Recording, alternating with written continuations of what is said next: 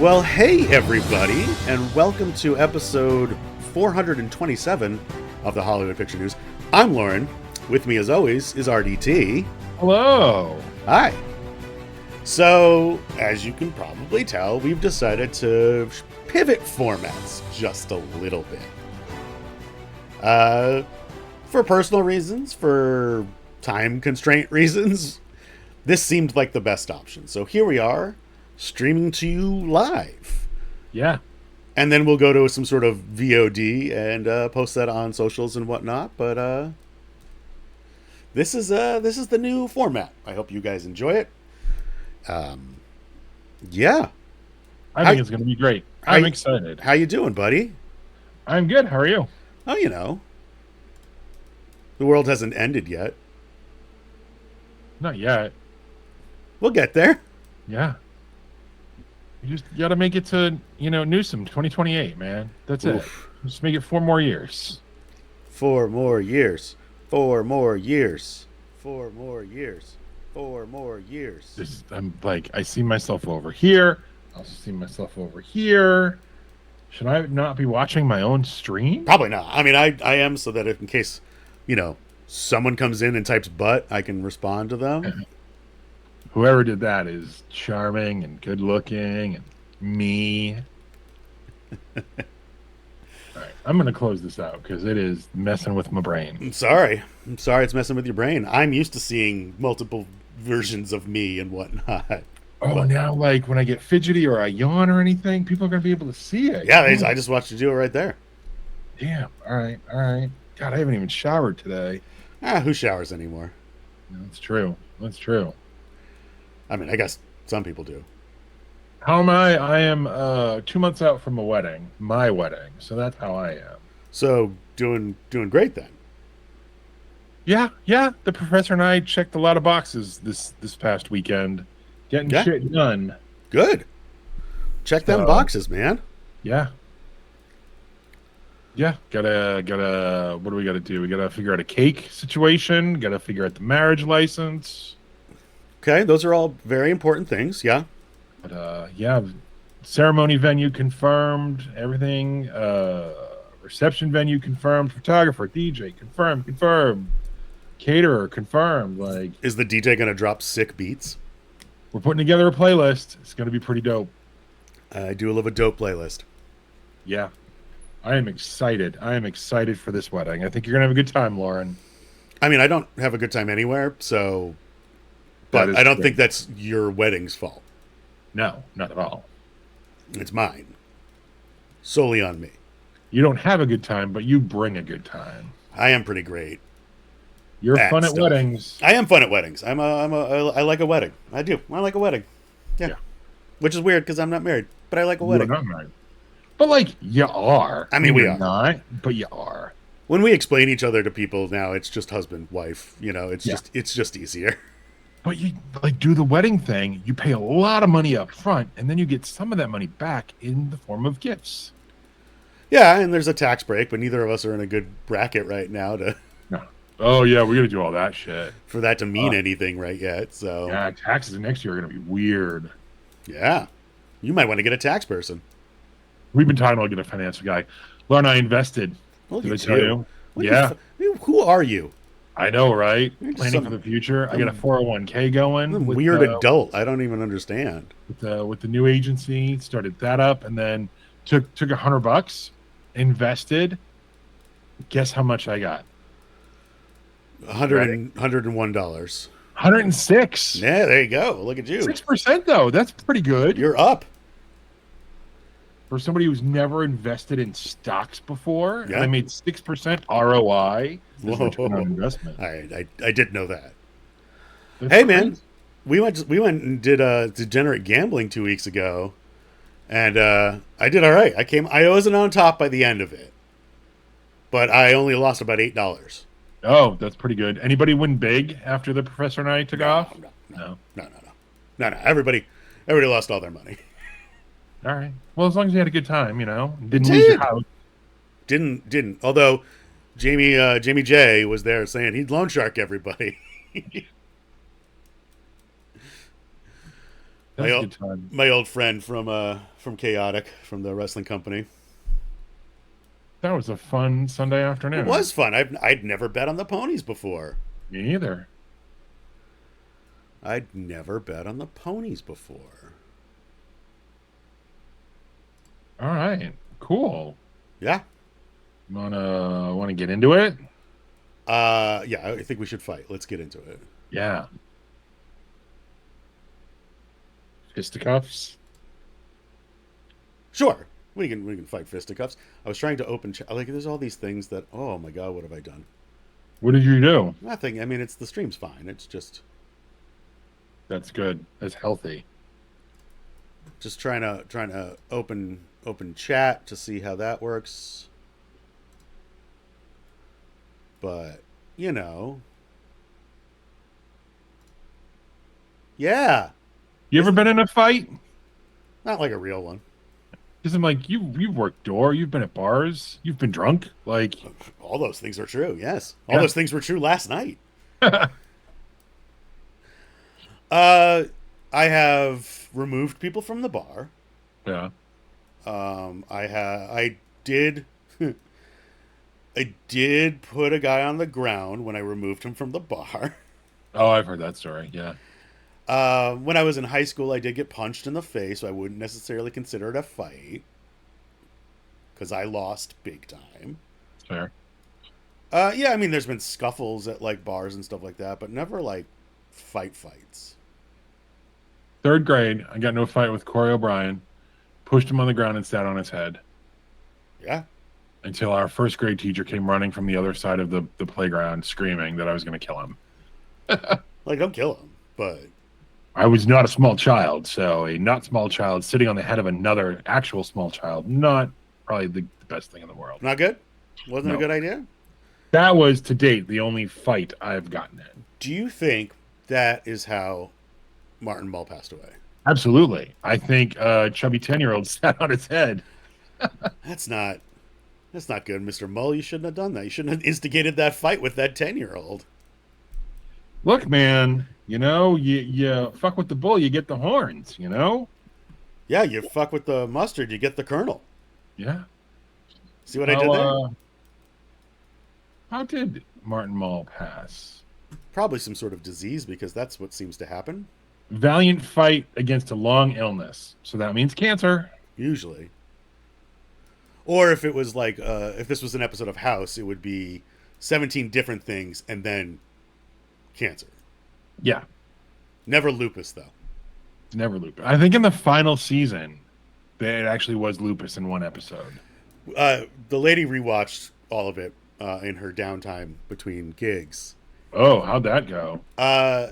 Mostly it holds up, but, yeah, some of it is a little yikesy and whatnot because we were still in that era. Yeah. Lupus wasn't the only one that it was always on the board. It was like Lupus, Hodgkins, and like one other one. Oh. And they were always like, it's got to be this, and it never was. What a silly show. What a silly show it was. No. Silly. Not Sherlock Holmes, No, not Sherlock Holmes at all. but kind of Sherlock Holmes. Get it? Holmes house. I do. It's right Wilson, Watson, there. Yep. other characters. I think they brought in for one episode a Moriarty type character. Yeah, it was like another doctor that was similar to House, but evil. Yeah, something like that. Even though House was kind of, not evil, but like a serious dick. Yeah, he's just a dick. Well, anyway, yes. What that's all alluding to is Martin Mull has passed away. Yep, 80 years old. So, Unfortunate. unfortunate. 80 feels in this day and age a little on the young side. Yes. Agreed. 100%. Still a good run, though. Still a good run. Yeah, absolutely. Absolutely. Prolific comedy actor. Yeah. I'd list them all, but I don't want to. No, there's too many. Too many. And if any of them were on comedycentral.com, they have been pulled down. So this is fucking dumb, and I think it was Rick that said in our little chat thread that they're probably going to put it behind a paywall, right? I guess, but I don't even know, like, what, besides getting money, I know that to, like, what end, but, like, to what end? Like, what are we doing? So Paramount pulled the ComedyCentral.com website. It's gone. Hmm. If you go there, it's just a limited amount of clips. It used to house like a lot of like old Daily Show episodes, like a lot of stuff, stand up, like all of that you would expect on Comedy Central. And so now the thought that Rick was floating out there, and I think he's probably right, is that like it gets all ported over to Paramount Plus, and then is either part of an upgraded tier or behind an additional paywall or something like that.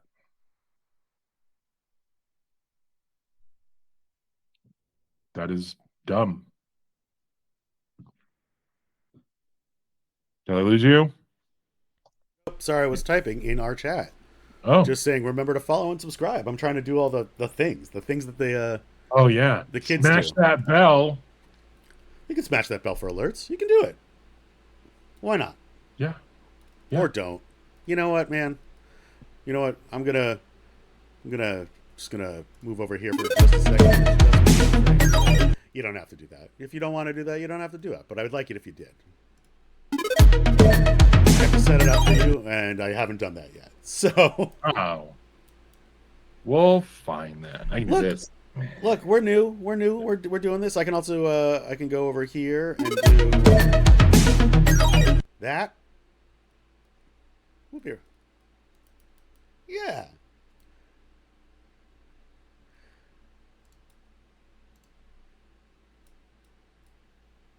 We don't need to be. We can be. You just jumped right in and talked about dead Martin Mull. Like, Like, I mean, well, that's pretty on brand for us, really. what other fun stuff can we do? Should I be wearing a bikini? Look, man, you can wear whatever you'd like within terms of service. Exactly. That's why I said bikini. Yeah. Yeah, we can at some point get fancy lights to have all around. I have some going on, but like, Wow. I have what one would refer to as overhead lighting. is it a titty light? Oh, actually, it is. It looks like a boob. Ceiling boob? Yeah, it's a ceiling boob. I have a ceiling boob as well. I just never turn it on. I never noticed that before. Yeah. I'm gonna need a minute. Uh-oh.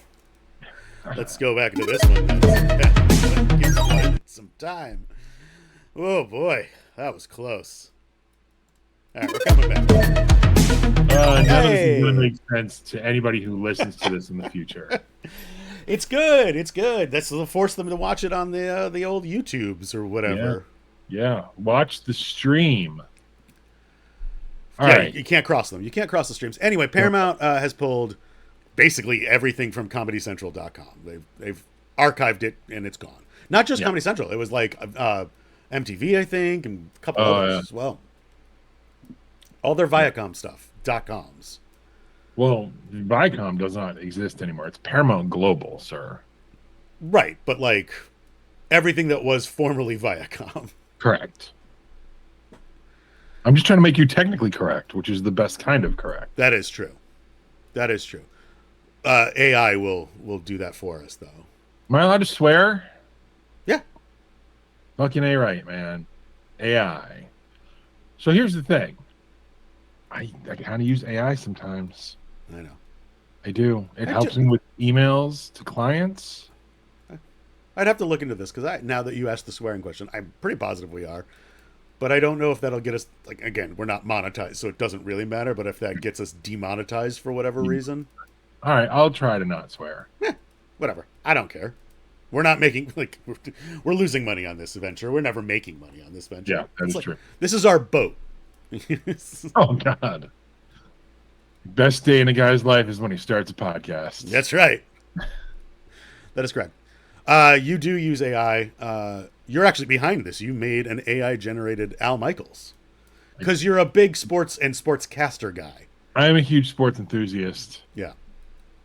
There is no bigger Al Michaels fan. Is he the one? Well, he's dead, but was he the one that got caught in like ladies' underwear getting smacked on the bottom? That was our former president. Oh. But also, yeah, I think it was. I don't know if he was getting smacked on the bottom, but yes, he was caught in ladies' underwear and with a sex worker and all this stuff. But right, and that tarnished his reputation for a little while, but he came back. And yeah, I guess is he dead? Is he dead? I think he's dead. That's why they're using AI.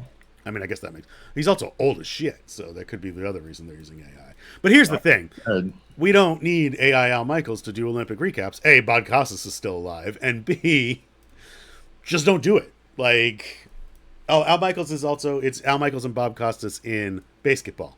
If that helps you at all. Oh, and he's still alive. So why are they using AI? He's 79 years young. I don't know. This is terrible. Then this is even worse. Then. Yeah, NBC will be using an AI Al Michaels voice to do Olympic recaps for the upcoming Summer Olympics. You big Olympics fan? I wouldn't say a big Olympics fan. And it's weird. I prefer winter games because of things like curling. Yeah, same. I love the Winter Olympics. Skiing, skeet shooting. Summer games is okay for me, but I'm not big on. It's like the stuff that we get coverage in. I don't really care about swimming and running and. Basketball, I guess we get coverage of. No, you said it before. It's pronounced basketball. Basketball, yes. Oh god, if that was an Olympic sport, holy shit, that'd be amazing. Well, you better be prepared because the Olympics are coming to LA in 2028 if the planet still exists, and if we can, if our infrastructure can survive. Yeah, and also be in the valley, literally like around the corner from where the professor and I are currently living. Well, yes, and some of it also. The Los Angeles Olympics will be in Oklahoma. Oklahoma? Yeah. I think it's rowing or crew. Oh. And softball, I believe, because we do not have the areas built for that. We don't. Apparently not. That's the dumbest thing ever. The park that's literally a mile away from where I live has 4 baseball fields. 3? 2. Yeah, but those aren't professional softball fields.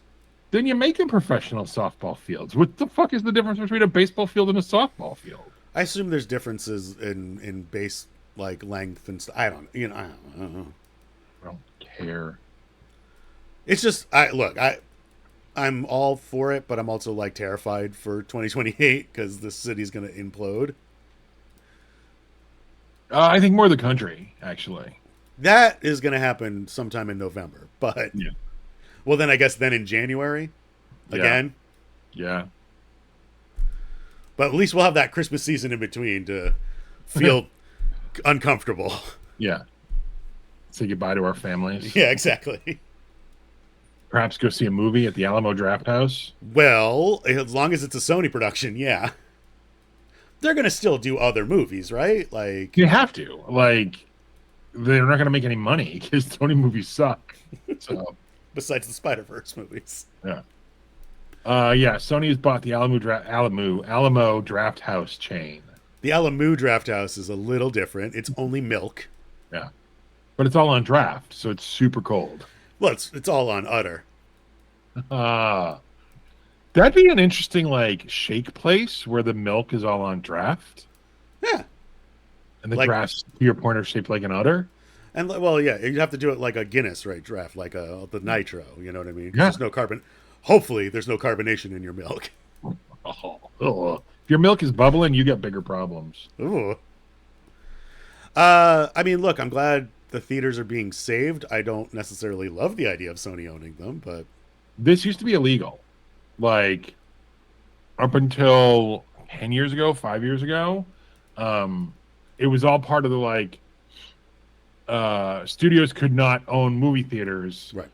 Because it was a monopoly rule, stuff like that. But then, I don't know, maybe one of the Bushes or maybe Obama, probably not Obama. I don't know. Maybe it was fucking Trump said, no, we can. They opened it up, and now studios can own movie theaters.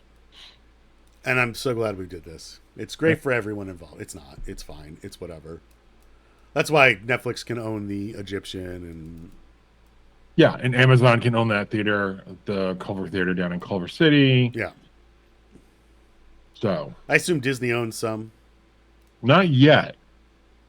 I was listening to a podcast about it, and one of the people was like, do you think Disney would buy a whole chain, like an AMC, like one of the bigs, like AMC, Regal, Regency, something like that? And, maybe. maybe, but probably not. Because here's the thing: movie theaters don't make a lot of money. Not right now, and maybe not again. I hate to say it, but Yeah. that's just how it gonna be, unfortunately. But So what do make money is sometimes movies. sometimes Pixar movies, on occasion, make a lot of money. Inside Out too, making all of it. In fact, Yeah, and it's crossed the bildo this past weekend, surpassing the OG Inside Out by $130 million, something like that. is it weird that I don't really care about this movie? No, because you're a mid-40s white dude Yeah, without children. true. I You're enjoyed the first one, but like I just was like, okay, Yeah, I'll catch it when it hits Disney Plus. I'll give it a watch. probably same. Although I say that, and I haven't watched like half of the Pixar movies that have come out since like the pandemic. Like We watched Soul was okay. didn't watch Soul, didn't watch Luca. I'll get into it later. We just watched Wish, which I know is not Pixar, it's Disney proper, but still. Yeah, we haven't watched Wish. We haven't watched Elemental. Haven't watched Lightyear. We did watch Turning Red, which I really enjoyed. Didn't watch any of those three. We did watch Onward, which was not good. No, I was really disappointed in Onward. Toy Story 4 I have not watched yet. Nope. They're doing Toy Story 5. That was confirmed, by the way. Oh, thank God. Jeez. So of the last 9 Pixar movies, going back to Incredibles 2 from 2018, I've seen Incredibles 2, Onward, and Soul and Turning Red. So I've seen 2 of them. yeah. Before that, like Coco, yes. Cars 3, no. Finding Dory, yes. Good Dinosaur, yes. Inside Out, yes. Monsters University, yes. Brave, yes. Toy Story 3, yes. Up, Wall-E, Ratatouille, the Cars movies. I think I've seen 2 out of the 3 Cars movies. Incredibles, Nemo. Well, now I'm just naming off Pixar movies. Yeah, this is good streaming content. It is. It is. I don't have any pants on, so there you go. Oh, that's not that kind of website. It's not. And in fact, we could get in trouble for that. Oh, all right. Then I'll put my pants back on. Thank Everybody you. calm down. I'm going to let Ryan's going to put his pants back on. Just give us a minute here.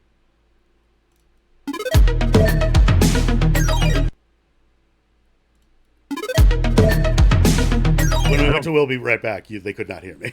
Oh. Or they could not hear you, I think. Whatever. All right. All right. So, yeah. Am I allowed to say Bildo? Yeah, that's a made-up word. Is it, though? I mean, it'll be in Webster soon, but it's not there yet. I'm here for it, Lauren. I'm Oof. here for it. Oof. Now we're going to have to get an actual Segway board because people can see us. Remember the Segway board bit? I do. That's OG. That's like first 10 episodes. Then we got bored with it. Bored with it. Oh, we're supposed to have a soundboard, too. Remember, Rick asked for a soundboard? Oh, yeah, wacky sounds. I forgot. Do I have a soundboard on my phone? This is also great stuff. So while you're looking for that, How is this? That's cow. I don't think I heard it. So It's junk chat. nope, can't hear any of that. Great. Ah. All right, moving on. What the fuck are we talking about? Oh, the trailer for the film Here dropped. Yeah, I did not watch it. I'm not going to lie to you, but I know the concept. So I watched it. It's based on a graphic novel, loosely, same premise, but I think everything else is different. Essentially, camera is locked off in one spot, and the whole movie is portrayed without the camera moving at all. There are cuts, but there's no movement. So it's literally like it's like a well, like not a one act play, but like a play. They play, yeah. All right. But if you watch the trailer, it goes all the way back to the dinosaur times, and one can presume it will likely end somewhere in the future. But it's got Robin Wright and Tom Hanks in some kind of not great digital de-aging. Yeah, I mean, look, digitally de-aging is It's not an easy thing, but again, we have so much footage of them from when they were young. Yeah. Like, why not? Yeah. This was shot using a new digital de-aging technology where when you watch it on the monitors, Mm-hmm. you can see what the digital de-aging will look like, a real-time digital de-aging. They'll, of course, do effects passes and stuff before it's released, but I'm intrigued. Robert Zemeckis directed it. He loves using technology for this stuff, so I'm intrigued by it. The trailer itself kind of looks a little like meh, meh, but what are you going to do? Yeah, I mean, it's a hard one to pull off. That kind of stuff. But Yeah. I guess if it's there, or maybe it's not. Yeah. That's it's my 2 cents on it. Awesome. Yeah. You may or may not be here for it. I may or may not. If you are here for it, will you take your soulmate to see it? Depends on if the lady wants to go or not. See what I did there? Ah, yes. Well, hot on the heels of Someone Go Fuck That Doll, they decided to turn that into a movie in the universe. Someone Go Fuck That Doll, the movie. A M3gan spinoff called Soulm8te with an 8 Yeah. is in the works. And it's literally Someone Go Fuck That Doll, then that doll going to kill people, I would imagine.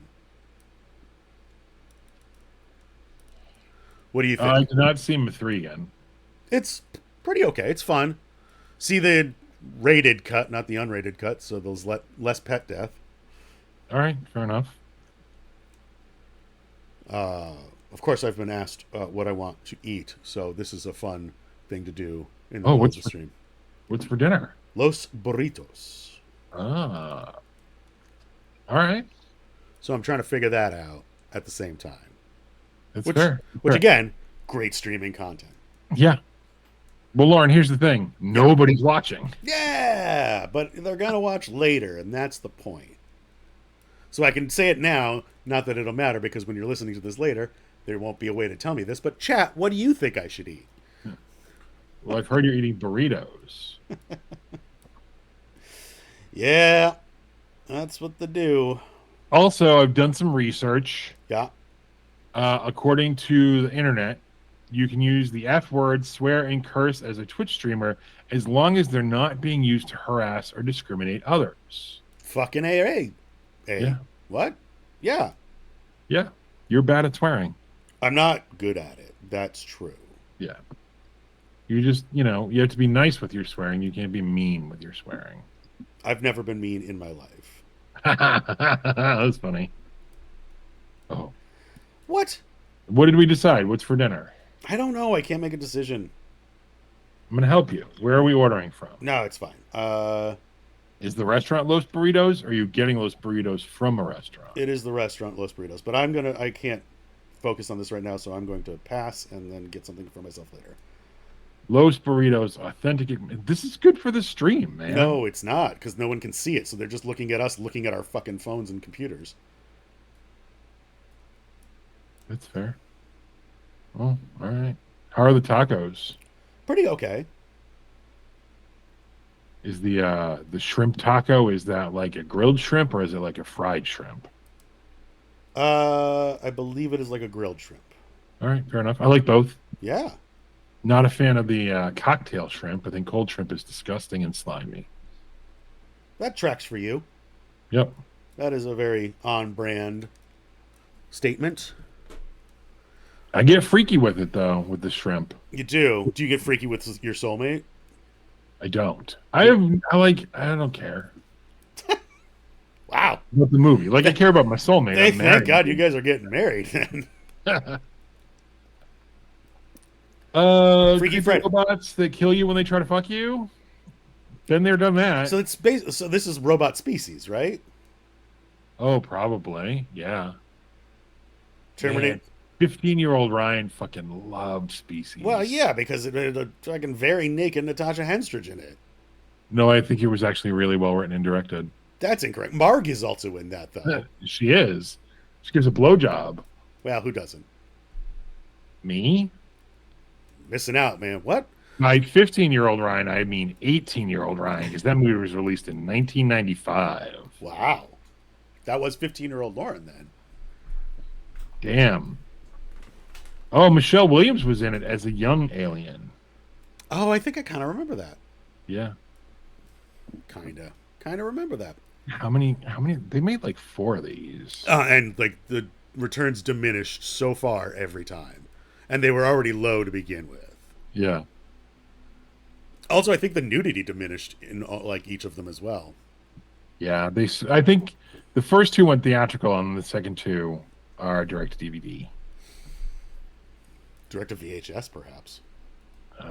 No, they're in the 2000s. It's still DVD. All right.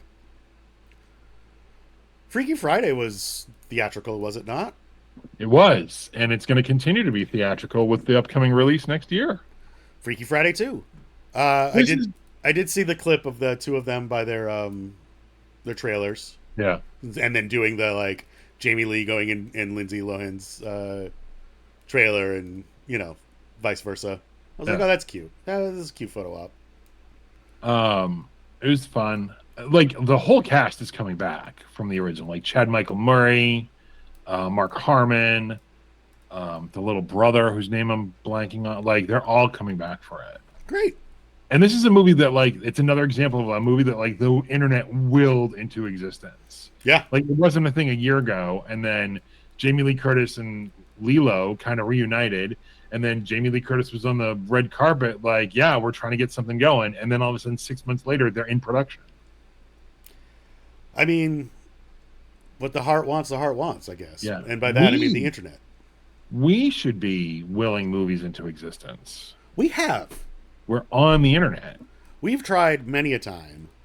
And sometimes Hollywood does it. Yeah. What was the thing we got right on our text thread? The Only Murders thing, which we're about to get to. Okay, great. Well, then, that's just a little tease for later. You know what? Hold on one second. We'll be right back.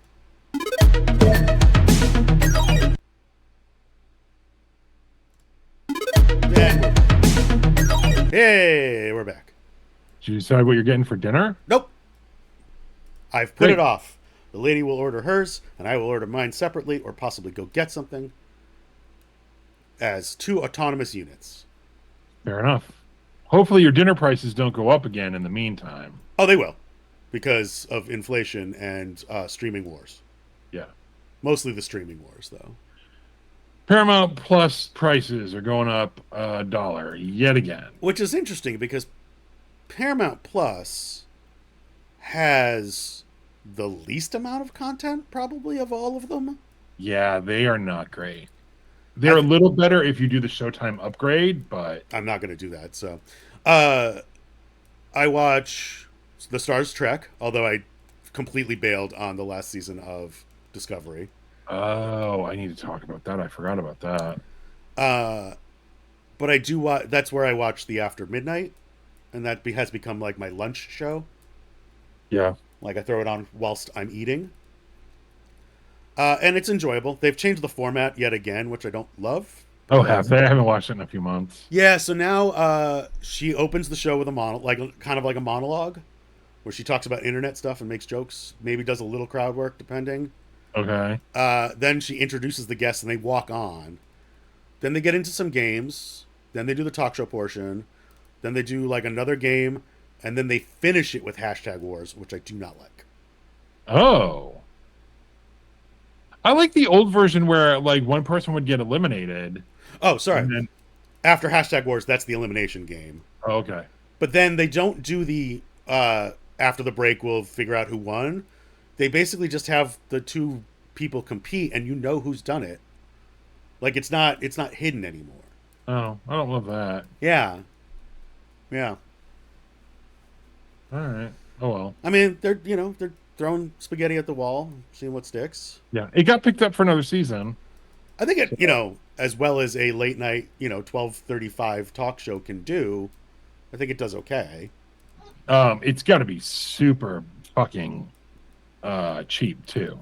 Yeah, you pay a research staff, you pay writers, you pay Taylor, and then you give the guests, I don't know, maybe a stipend, maybe not. Like If it's a union show, I'm sure they have to get paid something. It's like very much SAG minimum kind of Yeah, situation. honestly, probably Yeah.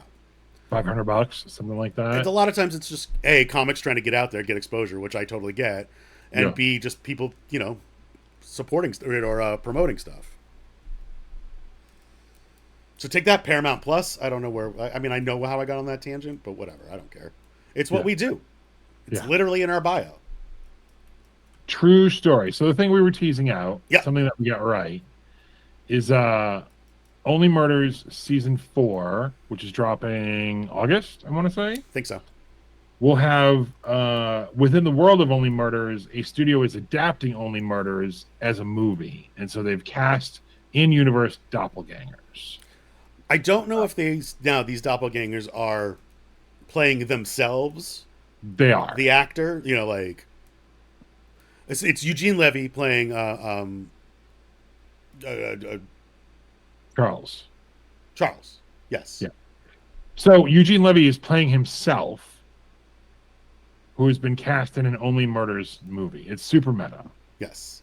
Zach Galifianakis as Martin Short, Yep. and Ava Longoria as Mabel, Selena Gomez. Selena Gomez. So fun casting. I know they're going to do some kind of heightened reality. One of them will likely be some kind of diva, Yeah, kind of like they did with Sting and Amy Schumer. Yeah. So Whereas Paul Rudd played an actual character. yeah, it was a little weird. I was like, oh, some of these people are playing characters, some of these people are playing themselves. All right. Yeah, no, Streep playing a character. It takes you a little bit out of it, but it's a great show. I'm excited for it to come back, and I think that's going to be a lot of fun. Is that fourth and final? They've not officially said, but how many murders can happen in this building? Well, I think the murder we talked about this at the end of last season. That the murder's going to be at the fake Arconia in Los Angeles. But don't forget, the season ended with a murder happening at the real Arconia, Jane Lynch. Oh, that's right. So unless they do something similar to what they did with season 3, where they solve the murder quickly and then a different murder, not a different, but another murder happens, and that's the crux of the storyline. Yeah, I forgot about the Jane Lynch one. I'm not going to lie. And maybe she survived, It's true. So, Only attempted murders in the building? yeah. Or like, you think she's the one who's murdered, she survives, then they go out to California, and then somebody else is murdered on set at the fake Arconia. That's my thought, but Yeah. it's going to be a little bit of a suspension of disbelief there. Yeah. It's a bit of a leap, but we'll see. It's a smart show. It's a fun show. Yeah. And then you can just shuttle it all off to Hulu Plus or whatever. Fucking Hulu. Hulu's gonna go away, right? Like, I think eventually it's just going to fold into Disney Plus and be a portal there, right? I mean, it already is, but I think it's just like, can you even get Hulu standalone on its own, or you have to get it now? Because we get it because the professor gets it free through T-Mobile. So. Yeah, I mean, I'm grandfathered. I was like an early adopter of Hulu, so Yeah. I was molded by it. But yeah, I think you can still get it as a solo thing. Okay. And that's where a lot of like the FX on, like a lot of that stuff does really well. Oh yeah, the FX on Hulu. Yeah. So yeah, That's where we're currently watching The Bear, correct, and previously watched Justified. correct. But we'll get to that in a little bit. Well, what I was saying about moving things around to your paid service, Yes. things that were possibly going to just go to streaming and whatnot, and then you'll be able to watch them on Max, are also now moving to the, I guess it's still a pay cable channel, HBO? Yeah, it is. So these high-profile IP-based shows, Welcome to Derry, Lanterns, based on Green Lantern, and Harry Potter, were all initially picked up as quote-unquote Max originals, which, to your point, meant they're going straight to the streaming service. They won't air on HBO proper at all. But it was recently announced that all 3 of them are now being rebranded as HBO originals, confirming that Lantern's got an 8-episode pickup, by the way. Yep. And they will air originally probably on Sunday nights, because HBO is known for their Sunday night drops. And then we'll go to HBO Max, or Max rather, for streaming probably the day or two after. Sometimes at the same time. It's just Yeah. I don't look. Every time we talk about Max, formerly HBO Max, formerly HBO Go and Plus, and all these other things, Yeah. I don't understand what David Zaslav did to this streaming service. Oh, buried it deep in the ground, removed all chance of revenue and profitability from it. I think that's what he did. Yeah, but he was so good with all his bad Discovery content. Yeah. Yeah. It's like Rick said in the thread, like they have all this brand marketing, and it's like, oh, do you think maybe it was the wrong decision to try to move forward with a streaming service nobody give a fuck about? Yeah. Like, I'm not saying not have an HBO streaming service. I'm saying do now what it seems like they're finally fucking doing, which is like just make all your HBO content available on the streaming service. No, you gotta sell some of that to Netflix. Yeah. Or Amazon. Yep. Talk about that. I mean, that is the perfect transition because this should be on HBO Max. It was now Max. Yeah, they fucking turned it down. I don't understand that. So we got a teaser trailer for Batman Caped Crusader, which is the spiritual sequel to Batman the Animated Series, without being an actual sequel to Batman the Animated Series, which should probably just be a sequel to Batman the Animated Series. However, I do really like the way it looks, and I'm kind of excited for it. My complaint about it is not about the animation. It's just the animation made me wish it were a proper sequel to the Batman the Animated Series. But they've confirmed it's your standard Paul Dini, Bruce Timm, although I think it's only Bruce Timm in this one, not Paul Dini. Mm-hmm. That kind of style, but it is going to be period. And they very intentionally were like, we're doing it period. We want to get away from a modern day Batman. You've seen that a lot lately. We want to do something kind of different, which I'm totally in for. Hamish Linklater is the voice of Bruce Wayne and Batman, which he did a little teaser thing maybe a week or two ago that I didn't love, but hearing it in the actual trailer, in the teaser, it sounded like he was doing a very good Kevin Conroy impersonation, and I don't mean that as a slight. Yeah. Because that's who I like. When you see Batman in that style, like, my brain immediately goes, well, it's got to be Kevin Conroy, rest in peace. Yeah. I do like it. I mean, yeah, it's a period, set, kind of like 40s, but, it's all these kind of amorphous Batman animated series time anyway. Yeah. I'm into it. I just, again, do not understand why we're getting it on Prime and not on Max. Yeah, it's so dumb. Cast announcements as well. We already said Hamish Linklater is Batman, Christina Ricci is Catwoman, which I fucking love. That is great casting. Agreed. Jamie Chung is Harley Quinn. Dietrich Bader is Harvey Dent. Also, Harley Quinn is supposedly going to be basically more the Joker of this time. Oh, that's interesting. Yeah. So, like, I'm into it. I'm definitely going to watch it. I love me a good Batman cartoon. I'm not complaining about it. I'm just saying, like, because I'm so tied to that animation style, part of me does wish for a animated series kind of sequel. But then, I mean, we have Batman Beyond, so shut the fuck up, Brian. You know what you're talking about. But I also would have liked more Batman Beyond, but that unceremoniously got canceled as well. True story. And because The Flash tanked so fucking hard, we'll never get a weird Batman Beyond or Elseworlds movie. You're probably right, but we might. With Keaton? Probably not with Keaton, no. That's what I want. 10 years from now with Clooney? Ugh. I mean, yeah, look, I loved that. I didn't love it. I was fine with that little, tag. Yeah. And it was Clooney and stuff like that. But, like, at the same time, no. Yeah. No. I think Clooney's very, like, I think he did that one for the money. I think he's very done with doing I don't even think he did it for the money. I think he literally did it for the joke. That's fair. Because they said, I saw an interview with him where he was like, yeah, he's like, I'd initially turned it down, and then maybe Muschietti pitched it to him more directly, or maybe he's like, maybe Zaslav called him or whatever. Mm-hmm. And he's like, oh, then I understood they're not asking me to reprise Batman. It was more of just a coda, a little bit of joke.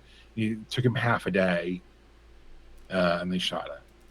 I mean, yeah, he literally says like one line. Like it's not. Yeah.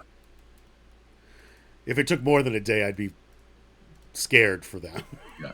The original version of that was it's the whole Justice League standing there, and then somebody moves out of the way, and it's Keaton's Batman instead. Yeah, so like yeah, but that doesn't work either, I guess. This doesn't work. None of it works. That movie doesn't make any fucking sense. No, Fucking breaks my heart. The Flash movie. Yeah, it's bad. It's real bad. Yeah, now I'm sad. Thank you. You're welcome, Red One. I need a good Christmas movie.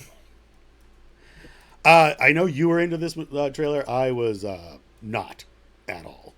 I thought it was fun. Not into it in a little at all. I'm not saying it looks good, but I'm saying like I bought in. Yeah, the Red One.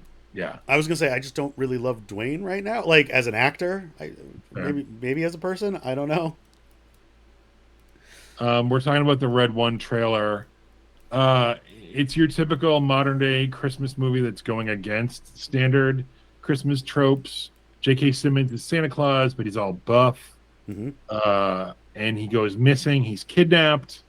Dwayne Johnson, The Rock himself, is playing, I'm assuming, the head elf. That's the funny bit of it. I guess. Or at least the head of security. So I don't know. Okay.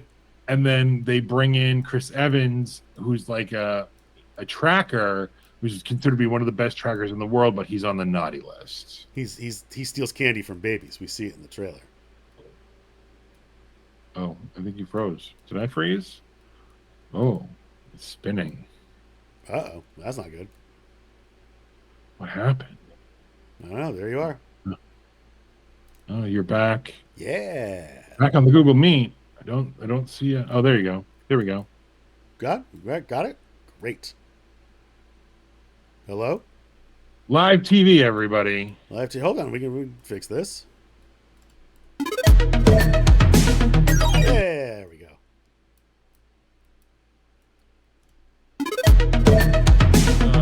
Yeah. So, yeah. Chris Evans on the naughty list. He so much so he steals candy from babies. Is what I was saying. And look, this is just I don't love Christmas movies anyway, and this one just didn't do it for me. That's totally fair. Yeah. I think it looks better than the Anna de Armas Chris Evans movie from last year.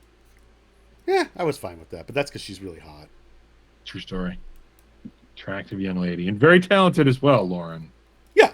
Very talented as well. Yeah, of course. Great talents right there. Super her talents. We love her talents. Who is not talented, according to you, is Josh Gad. Josh Gad. He's your John Hamm. A little bit he is. Used to be Grunberg. I'm still a little bit Grunberg, too. Yeah. I don't know why. I don't click with Josh Gad. Even when he's conducting the Disneyland train? Yeah, I don't enjoy the gentleman. And so it was confirmed he is teaming up with Mel Brooks to do a long-awaited Spaceballs sequel for MGM Amazon Prime Video. Okay. I mean, they did History of the World Part 2, and apparently it was pretty decent, so... Yeah, that's fair. I didn't watch it. I meant to. I mean, Josh Gad didn't, but Mel Brooks did. Mel Brooks did. It's got the same birthday as my sister. Not the same year, but the same day, February 23rd. That's Roxanne's birthday as well. Oh. Good for you, Josh Gad. It's going to be some, like, Son of Lone Star is now evil, Kylo Ren, ha ha ha, get it? Dark Helmet, fucking joke. Yeah, for sure. And, like, Bill Pullman is no longer with us, correct? No, it's Bill Paxton that's no longer with us. Bill Pullman's still alive? I believe so. Ooh. I've been informed the mic is in the way. I was just letting you know. I was doing it subtly, so you didn't have to call it out. But hey, should be looking at the camera. I keep looking at the screen. I apologize. Yeah, whatever. You got to do what you got to do, man. Now I'm stretching. Anywho, yeah, Josh Gad. Okay, I guess is he the son of? No, he's the son of Yogurt, right? That would be my assumption. Yeah. Oh, he's Grogurt. Grogurt. I kind of don't hate that. Yeah. Now I want a Go-Gurt. They're gonna do that. They're gonna do that. Yep. Grunberg. All right, that's fine. Will it be animated or live action? Live action. They did an animated series though a couple of years ago, right? I don't know. I don't think so. Maybe. Why would you make something like that up? Spaceballs, the animated series. Yeah. Mm-hmm. Mm-hmm. And by a couple of years ago, I mean 2008. Couple in the grand scheme of things. It was on G4. Do you remember G4? I do remember G4. We've talked about this many a time. I enjoyed. Holy shit! The big show. What was it? Attack of the Show. 13 episodes. Are you frozen again? What's going on? Someone is. What happened there? Oh, now you're frozen again. Oh, this is super great for streaming. I think there's 2 people in our chat room. It's us. Oh. It Oh, counts. shit. OBS disconnected. OBS reconnection successful. Wow. Oh, yeah, this is we're not streaming anymore. Fucking hey. Oh, and we're back. Hey, look at us go. Dun, dun, dun, dun. This is fantastic. I don't know how you got shuttled down a little bit here. What's up? I'm just looking at the camera. Why? It's what you do when you're on television. Are you gymming the camera right now? Hey. Please don't gym the camera. Yeah, there was Spaceballs, the animated series, aired on G4 in 2008 and ran for 13 episodes. That's great, I guess. So, there we go. I'm glad we did that. Let's see who the voice cast was. Mel Brooks, Daphne Zuniga returned, Joan Rivers returned. Rest in peace there as well. John Candy, obviously no. Bill Pullman passed on it. Rick Moranis passed on it. So just a bunch of VO people. Dom DeLuise returned as Pizza the Hut. Also rest in peace? Yeah. He died in 2009. Spaceballs, the animated series, killed Dom DeLuise. Wow, that's big. That is. That is big. Yeah, it's definitely not the size of a small blue beetle. Yeah, but like the Blue Beetle is the size of a standard human being. So I have the Lego Blue Beetle, Volkswagen, and then I have a Funko Blue Beetle, and on the shelf I have a Blue Beetle next to a Blue Beetle. Oh, I see. I get it. I see what you did there. Yeah. Also, I may have bought another set of Lego. I have not told the professor yet. Yikes. What'd you get this time? I got the Polaroid camera. No, I do like the Polaroid camera. It looks really fun. Yeah. And I already have, what do I have? I have the film camera, and then I have the other camera that looks like an old Fisher Price camera, but it's Lego. Mm-hmm. So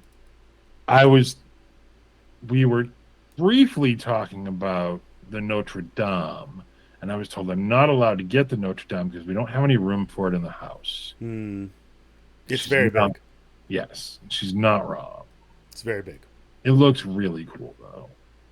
Agreed. So, there's the weekly Lego update. Wow. Why were we talking about Blue Beetle, Ryan? Blue Beetle animated series in development. Cool. I would like more live action, but if we're not going to get that, I don't think we're going to get live action. I do think you're right in some kind of future Young Justice, Teen Titans, Justice League, some team up movie. Yes, we will see Sholo as Blue Beetle live action again. Yeah, but a Blue Beetle 2, I think this animated series is going to play that part. I would agree with that.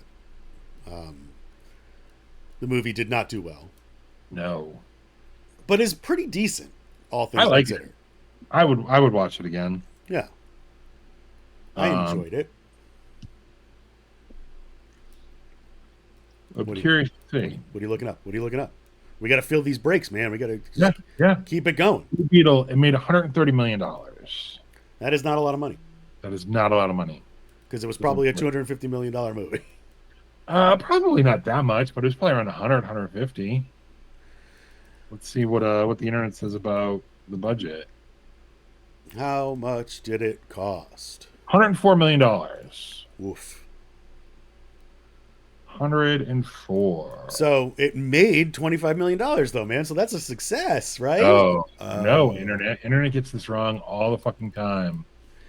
No, it needed to make, if nothing else, about $220 million Yeah. to be profitable. Yeah. And it did not. It did not. Did not. But what might is the Batman 2. Yeah. If we ever get that, because it just keeps getting pushed and pushed. James Gunn has confirmed that it did get pushed a year, but it is still coming out. It's still considered Elseworlds. And I think Matt Reeves, somebody else confirmed that, maybe it's Colin Farrell himself, that they are starting production late this year into next year and then post for a year for 2026. Okay. 2 years away for the Batman Part 2. There was a rumor that they were going to shoot 2 and 3 back to back, but James Gunn nixed those rumors. I mean, I would be okay with Robot Bat and Bat being the DCU's Batman, but I'm also okay with whomever they go with. Yeah, I think they want to go in a little bit of a more comic booky direction. Like, we'll get to it in a second with the set photos revealed. Yeah. But, like, I think Gunn is leaning into comic book inspiration. Yeah, like, well, let's just talk about this other thing first. We got a teaser for The Penguin, which is the televised. It's not even a thing anymore. Streaming spinoff of The Batman with Colin Farrell in the lead. An unrecognizable, if you watched The Batman, recognizable Colin Farrell. Oh, good. Yeah.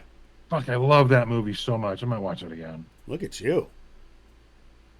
Look at you. I very much enjoy it. So, I'm into The Penguin. You know, it's a mob story-ish with a Gotham skin on it. Yeah. It's the Gotham Central kind of show that we've wanted for 20 years. At least.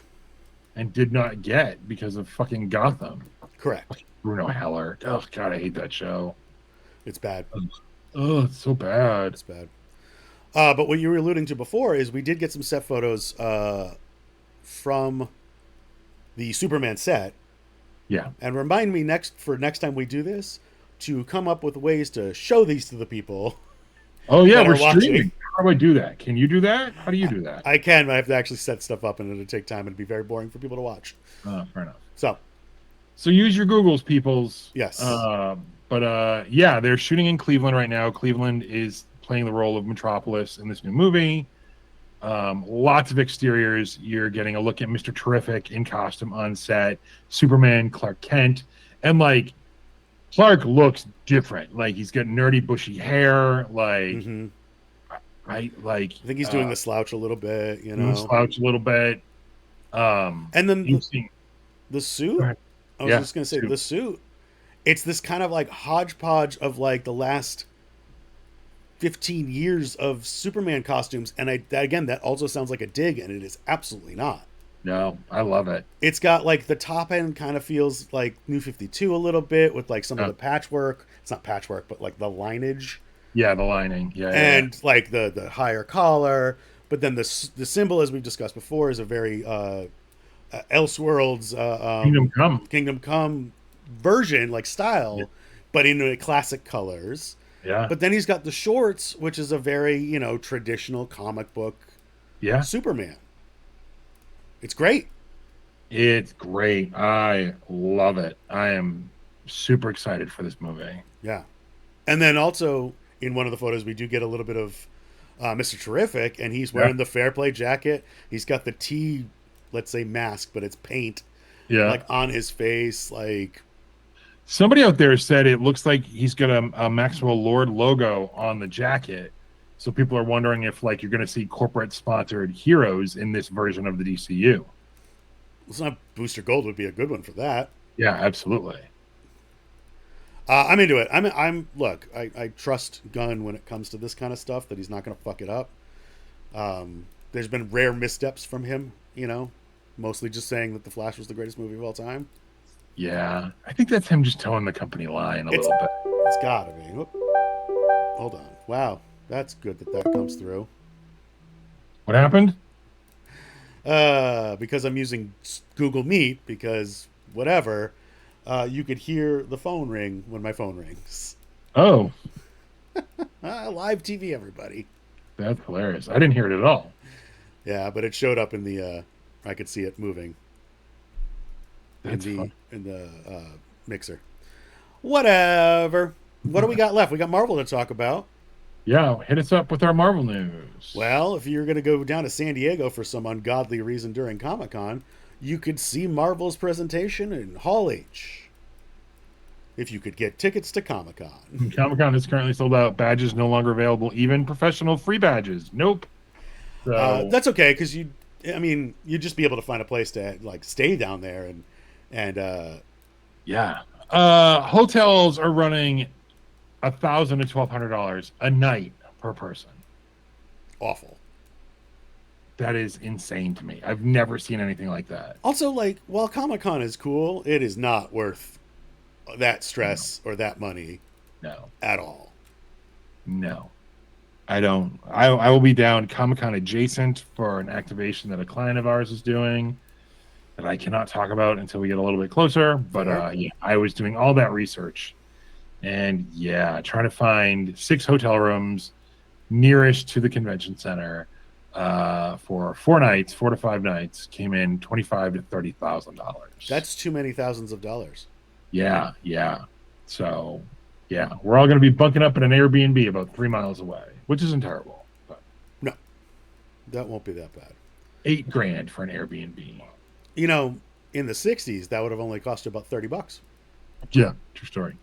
What about an alternate 60s? I don't know, because I don't know what the inflation rates and whatnot were like in the alternate 60s. So Marvel debuted a new podcast, and Kevin Feige was on the first episode and confirmed on this first episode that the upcoming Fantastic Four reboot, which will start production the day after Comic-Con wraps, a month from tomorrow, as we're streaming this.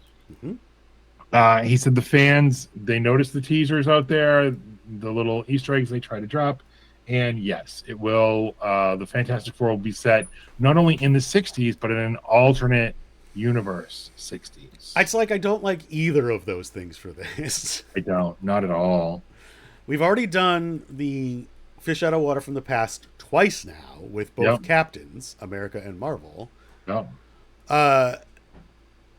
And the alternate universe stuff is just getting very boring.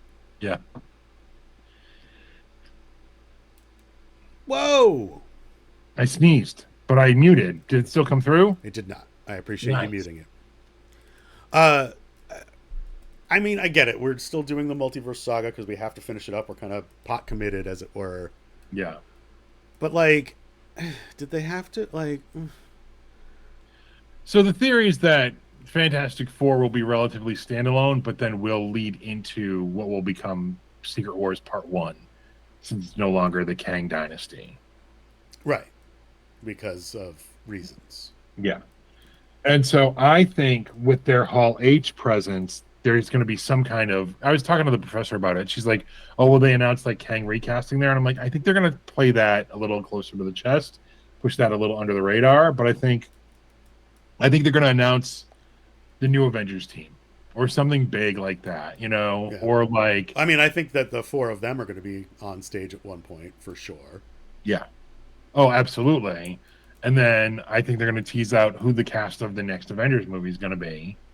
And then maybe end it with a Cap 4 trailer reveal. Or a Thunderbolts preview, like a teaser. Thunderbolts. They've been shooting for a few weeks on Thunderbolts, so they might have enough. Yeah. Cap 4 is first, though, right? Yes, I believe so. Yeah. Unless they just continue with all the reshoots and it just never comes out. We do live in this world now. Who knows? Who knows anymore? Marvel doesn't tend to do that, but Cap 4 is July next year, and Thunderbolts is November, something like that. And I do think, for obvious reasons, that these are like they play off each other, right? These two movies, Yeah. Brave New World Order, Brave New Brave New World. World, and Let's then go to Thunderbolts Richard. Asterix, which that Asterix is definitely just going to be Dark Avengers, right? So this year we just have Deadpool and Wolverine, Yeah. and then for the series it's Agatha All Along, and then next year we have Born Again, Daredevil Born Again in March, uh, Ironheart, Brave New World is February of 2025, Thunderbolts is May of 2025, and then Fantastic Four is July of 2025. Okay. And then as of right now, Blade is November of 2025, but that's never gonna happen. I don't know about never. We didn't put this in, but like, there's been some more. They lost the director again. Jan Demange. But they had, what was it? Anya Taylor Joy? No, who was on this red carpet? Mia Goth. Mia Goth, right, for the Maxine carpet. Yeah. And said that they're just trying to get the best movie they can, and I mean, towing the company line for sure, but like, she's still attached. Obviously, Mahershala Ali is still attached, but they've lost the rest of the cast. Dora Lindo has had to move on, and whoever else was confirmed. And then Wesley Snipes has been shitting on them in the media. Which is, I mean, look, whatever. You're Wesley Snipes, you can do that, but like, that's pretty dumb, dude. Yeah, it's pretty dumb. No. But hey, whatever, right? Yeah. We'll see it eventually, or it won't come out. But I think it's going to. I think it's just. I think it will too. I read a thing where initially, or one of the drafts of the script, it was set in the 20s and it was going to be period, which I don't hate at all. But that doesn't make sense because you've already had Blade recruit Black Knight. Yeah, he shows up at the end of Eternals. So. Which apparently Kit Harington is also saying, I'd love to do it, but I don't think it's going to happen. Yeah. I think you do what I would do, me, head of creative over at Disney, obviously. Yeah. Just turn it into a Midnight Suns movie. Yeah, absolutely. And you have Kit Harington, you have Elsa Bloodstone, you have, like Moon Knight. You do it that way, and it's just throw Ghost Rider in there. Yeah, like I don't care which one either. Although I do love Baby Goose's Ghost Rider. I really like that casting. Oh, I like that a lot too. It's not probably going to happen, but no. Maybe. I mean, Fall Guy did not do well, which is unfortunate. We can talk. I think we already did talk about it last time, but I really enjoyed it, and I'm really sad it didn't do well because I was like, that would be a fun sequel at some point. Yeah, absolutely. Makes me sad. Although I had, spoiler alert for that, as we get into the weekly watched, I had that pegged wrong. I thought Hannah Waddingham's character was actually CIA or something like that. Oh. Until I watched the movie and I was like, oh, no, she's just a pretty bad producer. Yeah. She's just a shitty person. Yeah. I thought the not twist, but was going to be she's actually CIA and had been recruiting him and all that kind of stuff. Yeah. That's what I got from the trailers. Sure. But yeah, we watched some stuff. We watched, a ton of stuff since the last time we talked, but this is a condensed list of things we've watched. Yeah, kind of the highlights. Yeah. I stepped into the Toho MonsterVerse as opposed to the Universal MonsterVerse? No, Legendary. Legendary MonsterVerse. Yeah. I started with Shin Godzilla and then also Godzilla -1. Shin Godzilla is good, but it is, a low-budget Godzilla movie. Yeah. It looked pretty good, but it's not incredible, whatever. On the other hand, Godzilla -1 is phenomenal. Absolutely phenomenal. I've heard. It's on our list. It's there's trauma there, and it really does the whole Godzilla is a metaphor for the atomic age and whatnot. It's period, right? Period. It is. It's just post-war, so okay. 46 or something like that. Okay. What else? While back, we watched what I called Ghostbusters Frozen Margarita. I think I liked it better than Afterlife, but I don't know that I liked it. Really? All Yeah. right. The I professor have so enjoyed many it. problems with Afterlife that I, yeah, I hate that it's in Oklahoma. I don't love the. I mean, I like Shandor Mines and all that, but that should not. It's. What are you doing? I don't love the kids that much. McKenna Grace is good, but like Finn Wolfhard is completely useless in both of these In both of movies. them. Yeah, I agree with that 100%. Podcast is whatever. He's just The supposed to be a comedy character, and he's just not that funny. So the ham-fisted way that they brought the Oklahoma kids to New York yeah, for this one, where I'm just like, just write them out. Like, especially Lucky. Like, that movie changes not one iota if Lucky is not in it. yep. And it's like not even that they have like a love story between the two of them anymore. So it's like it literally you didn't have to be like, well, what about his girlfriend in like. I don't think she's his girlfriend. So if you want to have a So, love interest, just recast. I'm like sorry for the girl, but just recast. yeah. I do I like the New York setting. I like you know Janine coming back. You know all like I do like the old Ghostbusters coming back and actually being a part of it, Yeah. as opposed to like a final scene cameo. The marketing teased and like that it was going to be about the all the old ghosts getting released, and that's such like an afterthought in Yeah. it. Yes. Agreed. The Slimer stuff, I was pretty in on the Slimer stuff. I thought that was funny, and that also was the minor thing that gave Finn Wolfhard something to do. Yeah. I don't need like the fucking baby Stay Puffs turning into the Minions. Like, Yeah. I don't know why I don't know why they came to New York. yeah, it's a shitty studio note. And like I was listening to a podcast about it a couple months ago. They were talking and saying like, man, pick a lane. Yeah. Like stop trying to do, what is that Ron Swanson quote? Don't half-ass two things, whole-ass one thing. And it's like either make it like it's a movie about the old Ghostbusters reuniting, or the legacy has moved on. Yeah.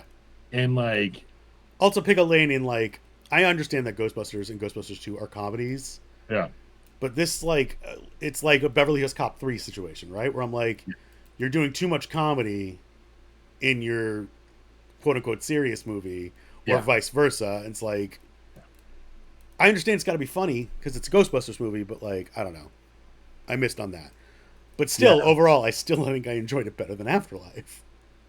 That's where the professor liked it. I know she liked it overall more than I did in general. I don't remember if she liked it more than Afterlife or not. I liked Afterlife better. But that being said, we always talk about with these franchises, like, what am I going to watch? I'm going to watch OG. Yeah, absolutely. Like, I'll probably never watch either Afterlife or Frozen Margarita again. yeah, I could see a world where if we were doing like a rewatch, like if a God forbid a fifth one comes out, Mm-hmm. like maybe revisiting it, or like if I end up, if I watch one, which leads to two, because that's how math works, Mm-hmm. then I could be like, fuck it, I'll just watch the other two and check the box. Sure. Well, speaking of twos, I did watch Dune 2. We might have you? talked about this last time, but I don't remember, so we're just going to talk about it now. Yeah. I don't know that I like the Dune universe. I think the movie is absolutely gorgeous and super well shot and mostly well acted. I still don't really buy Chalamet as this Messiah. I honestly, respectfully disagree. I bought in on it completely. It's fair. It is what I got from it is like that is what the prequels should have been. Sure. I don't disagree with that. I have issues with a lot of the lore and stuff that we don't get, and that we do the stuff that we do get. Yeah. I don't understand the. I understand the heel turn, but I don't understand the heel turn because it feels very forced. And I know in the book and whatnot, it's not. It's a little more gradual. Yeah. I don't love that both of these movies so far have ended in a weird knife fight. Oh yeah. And I get that that's part of the thing is you go through the laser blast vibro armor with steel blades and whatnot, but like this is a boring knife fight. Like it wasn't even a fun knife fight. It was a boring knife fight. That's fair. That's fair. That's all fair. I don't know. I mean, I don't think Zendaya and him have any chemistry, Maybe. I don't know. and it's nothing against. Like, I like both of them as actors. I don't know. And his name is Paul, and I understand that Luke's Mhm. name is Luke, but like, I don't know, Duncan, Idaho, Paul. I was waiting for the Dunkin' Idaho call out. I don't know. Maybe the witches show will make me feel better about it, but Yeah. we'll see. Probably not. You may just, like you said, you're just not into this universe. And it's like it feels like it's cherry picked. No, like directly written for me, but like Yeah.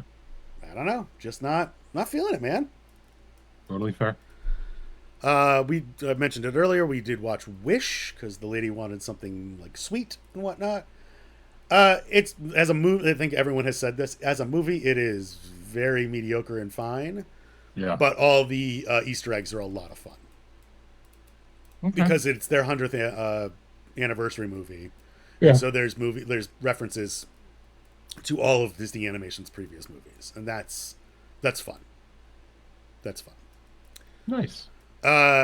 Things that you we can I can swip swap these because you watched one of them. I binged all 8 episodes of Apple TV Plus's Sugar with Colin Farrell. Speaking of, Yeah. as a noir show, it's very good. As of the other thing that they did with it, I don't know if we want to talk spoilers or not. We can keep it away from spoilers, but yeah. I appreciate the swing. I don't know that it landed. I don't know how you do a sequel series. I mean, I do, but then what is that? What is it? Like then it's There's just some mystery part of it. Like there is a bit of a cliffhanger. Like, well, yeah, you've got one person that has escaped and he stayed to hunt him down, yeah, but like, and the sister thing, yeah, but like, okay, but what is that? Do you know what I'm saying? Like, yes, I understand. comparatively to season 1 of Sugar, which is like this not knockoff, but like homage to Chinatown and all these Yeah, classic noir films and all that, which I loved all that. Like the neo noir stuff was fucking phenomenal for me. yeah. Colin Farrell's great at that. The let's say sci-fi kind of skin that gets put onto it. Yes. I don't disagree with you. It doesn't quite stick the landing, but it didn't quite bother me as much as it bothered you. I wouldn't even say that it bothered me. It was just, I also, because the internet ruined that there was some sort of twist, Yeah, about halfway through it, because the lady had already watched it, I kind of turned to her and I was like, don't answer me, but is it this? And she's like, I don't know, maybe. And this was exactly what it was. yeah. Yeah, it wasn't even on our radar. And then I read a headline of an article that was like, episode 5 of Sugar breaks the internet or whatever. And I was like, well, fuck, now I'm in. But then it's like, it's the whole thing of like, even knowing there's a twist, Yep. whether you know the twist or not, can Yep. ruin it for you. Because the professor and I were sitting there watching it, and I'd shared that with her, and we're just like, what's it going to be? So instead of just being in the show, we were a little bit like, well, is it this or is it that or is it that? And like, we pretty much guessed it. Well, yeah, because if you start piecing together the breadcrumbs that they're leaving for you, Yeah. you can figure it out pretty simply. Yeah. You know, they do a So, good job of it, but like once you start looking for it, you see it, and that's sort of the idea. But yeah. so yes, we also have watched almost all of the most recent season of Doctor Who. The doctor. The Doctor with the new Doctor Chutigawa and Millie Gibson as Ruby Sunday. Ruby Sunday. I've done a little reading on it. I haven't watched it yet, though. For me, the first 2 episodes start very slow, and I was a little nervous. I wasn't into it, but by the 3rd episode, it starts to really pick up. I'm not, again, I haven't watched the final episode yet. We'll probably do that today. I don't know if it sticks the landing. I think it does, but I'm not sure from what I've read. So far, though, look, it is a relaunch. You know, I mean, all the history's still there, but it is very much a relaunch of Doctor Who to the point that they're calling it season 1. And I'm into it. I am into it. I know that there's been some discourse from people that I know that are big Whovians that maybe they don't like it so much, but I kind of say fuck that. I don't care. Yeah. Well, look, nobody's going to be like Star Wars fans and just love everything that comes out. True. We'll get there in a minute because I want to get into a little bit of spoilers on that.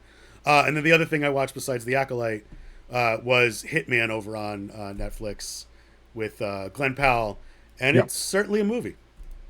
Oh, you didn't like it? I think I might be the only one, but no, I think that movie needed to pick. Speaking of picking a lane, Oh, I was into it. I liked it a lot. I thought it was half great. of it is goofy, Glenn Powell doing goofy fucking impressions of people.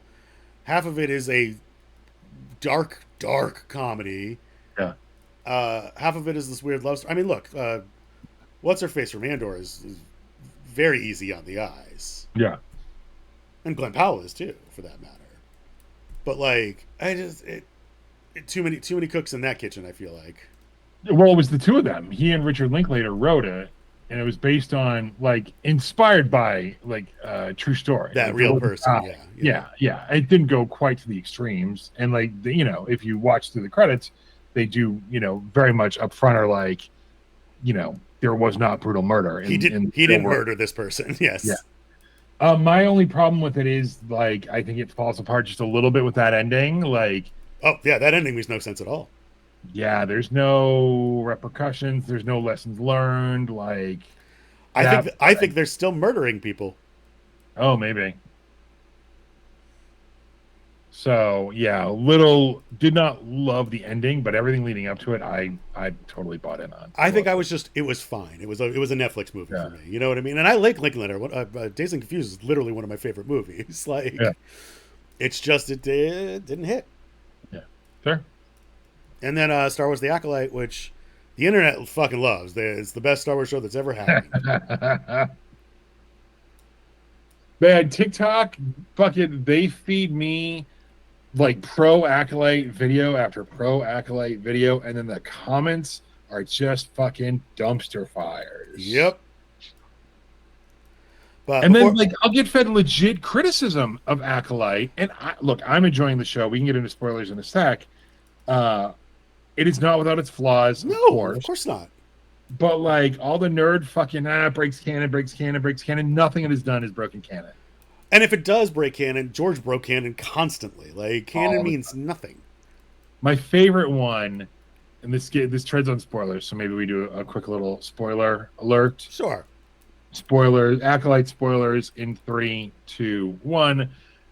A tweet or an X or whatever the fuck you call it now went viral, where it's just like, you're telling me 7 Jedi could not sense the presence of a Sith right in front of them, and it's a clip or it's a screenshot from the Acolyte, and then there's a response right underneath it, and it was just like, yeah, man, that's crazy, and it's a screenshot from fucking the prequels. Yeah, with there's Palpatine. 8 Jedi standing in front of Palpatine, not doing a thing.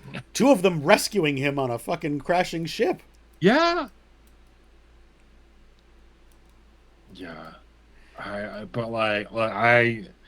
They telegraphed the reveal. Oh, like, let's talk about your other stuff so we can actually get into real Acolyte spoilers. Yeah, fair enough. What else did you watch over the hiatus?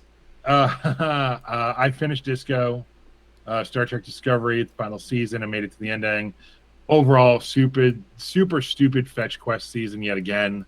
I think I hate to say it. I think I'm out, and I feel bad about it.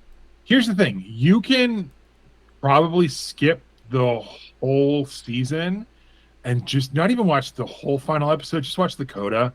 Just like they do a like 5 years later time or 20 years later time jump. Okay. So I think you'd be fine to watch that just to see like kind of what ends up happening with them. Is it just hardcore Klingon sex? Yeah, absolutely. It really circles back. Yeah. Klingon anal. Whoa. Yeah. Whoa. So I will say there was just enough good in this season to keep me going, but like it was a stretch, and it was a lot of like had the phone out, had the laptop up, but that final episode, that last 10-15 minutes of it, I kind of enjoyed a little bit. You need to make sure you've watched Calypso, which is the short from like 4 years ago with Aldous Hodge in it. So yes. Not to So be you confused have with the guy who plays Book. correct. Yeah. So just make sure you've watched that because the coda is very much a callback to that. Which is what you want in a show like that. To Yeah. coda back to something that is, niche from Yeah. the internet. That was my complaint too, is like the whole season is based on a one-off episode of The Next Generation that really didn't resonate. Great. And then it turns into this fetch quest where they're like, it's a We video have to game, get the right? MacGuffin. We have to always get the Yeah, MacGuffin. it's the MacGuffin device. Yep. That's going to be, and then like they think like, all right, like look, we're in spoilers for it or whatever, and like if you don't like of course they find it, like that's not a Yeah, spoiler. They yeah. find it, and it's like, oh my god, what are we going to do with the MacGuffin device? Well, we're going to give it back. Like we're going to use it to do the thing, and then we're going to give it back to the thing, and then that's it. Yeah. So it really leaned in on those, like, again, like, have you ever seen a Star Trek show before? Like, it's very much that. Yeah. So I'll leave it at that. The press and I finally finished Justified proper. So you have not started City Primeval yet. No, we have not started City Primeval yet. Okay. There's a shit ton of other stuff we're watching. Yep. I enjoy overall that. Even the final season's good, and I like the kind of coda catch up at the end of that too. Yeah, the time jump. 6 is better than 5. Yeah. I mean, what is it? 3 is the Bennett season? 3 or 4? It's 2 or 3, I think. 2? Yeah, I think it's whatever 2. that season is the best. Well, that is absolute prime Justified, 100%. 100%. Yeah. So we'll probably start Primeval probably this upcoming week. So I'm really interested to see what you think about Primeval because it's different. Like that's the only way I can put it without getting into like real spoilers about it is it's different. Yeah, totally fair. We've started on The Bear season 3. We have not yet. I do hear that the first episode is polarizing. Let's say. Yeah, it was polarizing within this household. But that by the second episode it gets back to. Oh, absolutely. Basics, as it were. Yeah. No spoilers, but we were very much 50-50 split on that first episode. Fair. I enjoyed it immensely. I had a feeling that was going to be the split. Yeah. And she did not. Yep. I had a feeling that was going to be the split. Yeah. So, we did our own little Sunday garbage last weekend with Trigger Warning. It's funny, like, I like Jessica Alba, so I was a little like, oh, maybe I'll check this out. And then you said this movie is the worst movie you've ever seen. It's so bad. It's angering how bad it is. Wow. It's so unbelievable. She's like a military CIA op whose dad dies mysteriously, and she goes back to her hometown to figure it out. Yeah. And it's exactly that kind of movie you expect it to be, but just such a shitty, unbelievable version of it. Love it. Like, I don't know. She what was it? Dark Angel. Yeah. Sci-fi show on Fox for a couple of years. Yeah. She's got a bit of an action background, the Fantastic Four movies. LA's finest, bro. LA's finest. Jesus. I think I'm the only person that watched almost all of that. She is terrible. She is terrible. Flipper. She was on the TV version of Flipper. Well, the remake, because Flipper was already a TV version, but you know what I meant. Yeah. It is really bad. Like, it is so bad. All right, adding it to the list. Let's do it. I challenge you, sir. Well, I challenged you to watch the one that's coming after the next one, so we'll talk about that in just a second. Bad Boys Ride or Die. It's fine. Would you say it's better than 3, which is 4, but is 4 but 3? No, I like 3 better. Is it better than 2? Yes. One of the worst movies ever made. There's some fucking love for 2 out there on the internet. I don't understand it. I don't understand either. Like, 2 critics that I respect, the ones over at The Ringer, and I listen to their podcast all the fucking time, love 2. Love it. And I'm like, I don't understand that at all. I fucking hate that movie. It's funny because 1 for me is one of the absolute best movies of that generation, right? Yeah. Like the Bay action stuff. Yeah. And 2 is almost the polar opposite of that for me. Yeah. Except for the one his best and then Bay at his worst. Yep. except for the one scene, which is now very yikesy, but the scene where him and Martin Lawrence answer the door for the guy picking up the daughter, who then comes back in 3, which is actually a very cute thing. Like, they're together. He's got a pretty good moment in 4 too. But like, I like that scene. It's problematic, but it's well done. Yeah. So, I mean, if I were ranking them, it'd be 1, 3, 4, 2. Okay. Okay. Of course, like it's fine. It's a solid action movie where like the inciting incident, and I won't spoil it, but we were in the car afterwards, and she's like, "Wait, why did the bad guy have to do what he did?" And we were trying to figure it out for like 10 minutes, and we're like, "There's no reason why the bad guy had to do what he did." And then again, I'm listening to this podcast, and in the podcast, the critics, what's his name, Sean Fennessy, he's like, "I don't understand why the bad guy had to do what he did. It's not clear at all." And it could have been easily 2 lines of dialogue. Love it. Yeah. So anyway, and then yes, finally after months, yes, I watched the new Roadhouse, and it has now replaced Roadhouse as your favorite movie of all time. No. Do you love Conor McGregor's performance in that movie? No. It's awful. It's so bad. Like, Gyllenhaal is fine, whatever. He's not Dalton, but fine, whatever. Elwood Dalton, Lauren. Elwood. Yeah. Dalton. His dad was a big Blues Brothers fan. It's fine. Which they never say, by the way, but that's clearly where that comes from, right? Yeah, sure. I mean, they should, I don't know, like something, anything. Conor McGregor, though, is so fucking bad in that movie. And then becomes like this cartoonish villain, where I guess he starts as a cartoonish villain. It's so bad. Lauren, it's called, so the bar in the movie is called The Roadhouse. Yeah. And they make a joke out of it. Like, I'm just like, look, you take Roadhouse away. So I was talking to the professor about this, where it's like, you watch the original Roadhouse, and the whole arc of Dalton in that is that he's the coolest guy in the room when it starts, and then everything gets taken away from him. Mm-hmm. Everything, right? Mm-hmm. Wade Garrett's killed.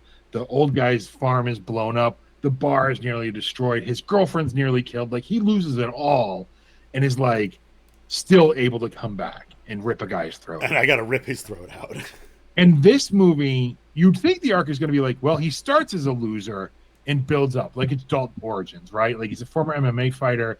I'm getting into full spoilers, by the way. Who cares? Yes. Former MMA fighter kills a guy in the ring unintentionally. His and friend. Then it's like his friend. And then eventually, like, builds all that back up, and like it's a redemption tale, right? It's none of that. Like, that bullshit MMA stuff has no.